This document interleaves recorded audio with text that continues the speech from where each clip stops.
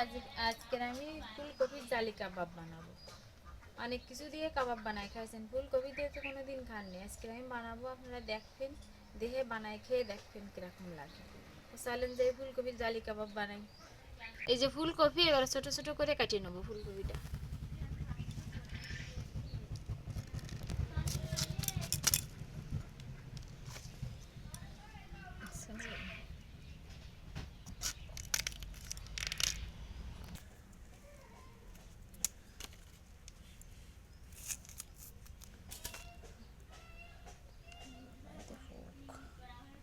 এই যে এরকম করে কাটিয়ে নিতে হবে।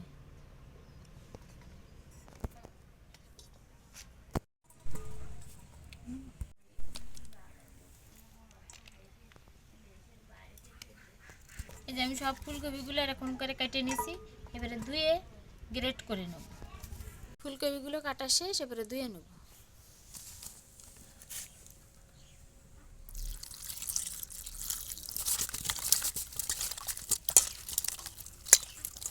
দুই তিনবার করে এরকম জল দিয়ে ফুলকপিগুলো ধুয়ে নিতে হবে। ফুলকপিগুলো দেওয়া হয়ে গেছে, এবার ফুলকপিগুলো এই গ্রেট মেশিন দিয়ে গ্রেট করে নেব। এই ছোটোটা দিয়ে করবেন, এই ছোটো ছোটো।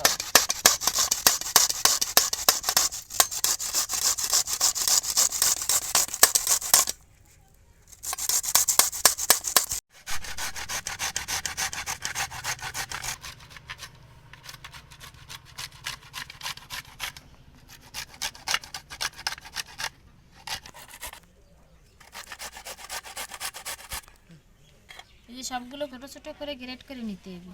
এরকম ছোটো ছোটো করে গ্রেট করে নিলে বোঝা যাবে না যে এটা ফুলকপি নাকি, এরকম করে নিলে ভালো লাগবে।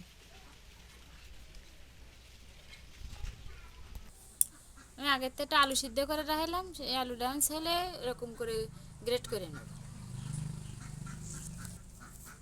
ফুলকপির সাথে একটা আলু দিলে ভালো লাগবে না, একটু আটা আটা ইয়ে হবে না। এই যে আমার আলুটা ছালা হয়ে গেছে, এবার ফুলকপির মতন এটাও গ্রেট করে নেব।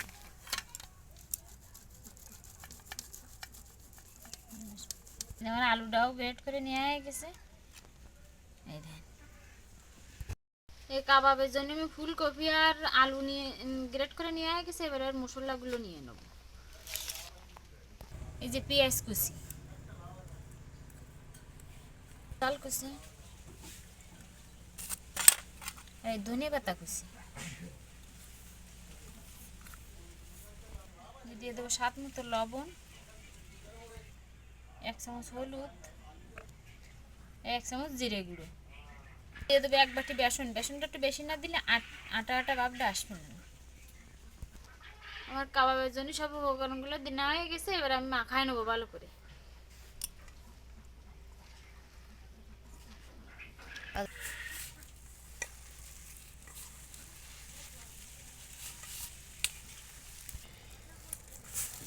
ভালো করে মাখাই নিছি, আর মাখানোর পরে দেখতে হবে যে ভালো করে ভালো আটা আটা বাইছে কিনা।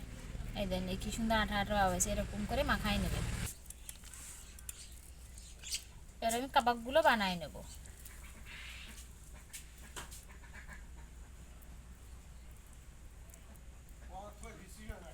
এই যে এরকম গোল গোল করে কাবাবগুলো বানাই নিতে হবে।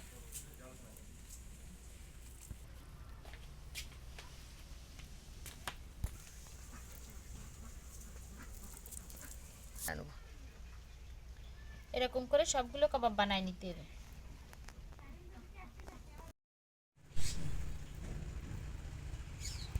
এই যে আমার সবগুলো কাবাব বানানো হয়ে গেছে।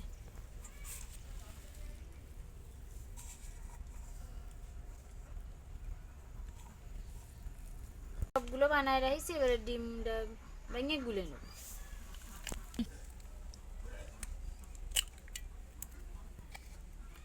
তারপর একটু লবণ দিয়ে ভালো করে গুলে নেব ডিমটা।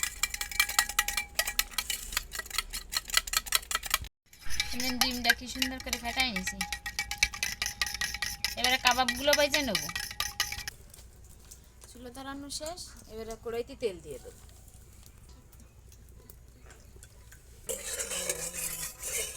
তেল গরম হয়ে গেছে, এবারে কাবাবগুলো ডিম মাখায় ভেজে নেব।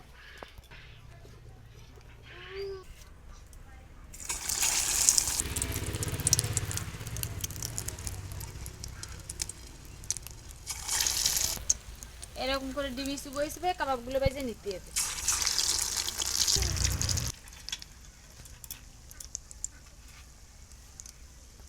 কাবাবটা ভাজ দেওয়ার সময় জাল আস্তে দিতে হবে, আর নিভে জালে ভাজ দিয়ে হবে। একেবারে জোরে জাল দিলে কাবাবটা পুড়ে যাবে। আস্তে আস্তে জাল দিয়ে কাবাবগুলো ভাজতে হবে। হয়ে গেছে, এবারে এই ওভারকুক দিয়ে দেবো।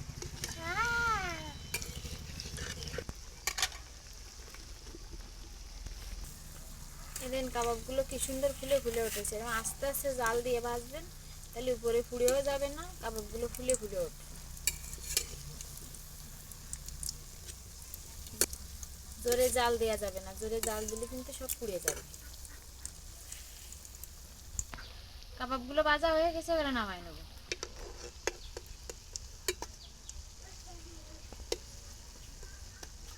সুন্দর দেখতে হয়েছে, খাতেও ভালো লাগবে।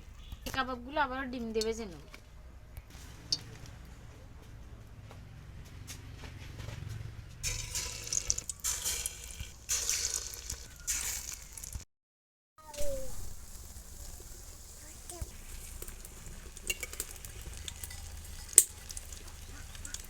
বাকি কাবাবগুলো ও পাশ হয়ে গেছে, এবার আরেক পাশ পাল্টাই দেব।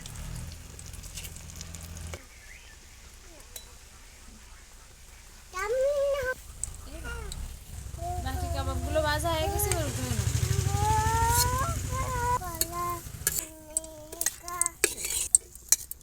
ভাজা হয়ে গেছে,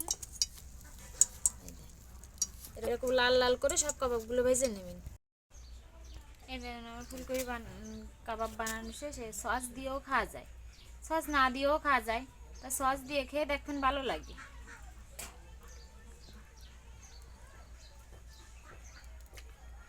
সেই সুন্দর লাগছে। আপনারা বাড়িতে বানায় খেয়ে দেখবেন, ভালো লাগবে।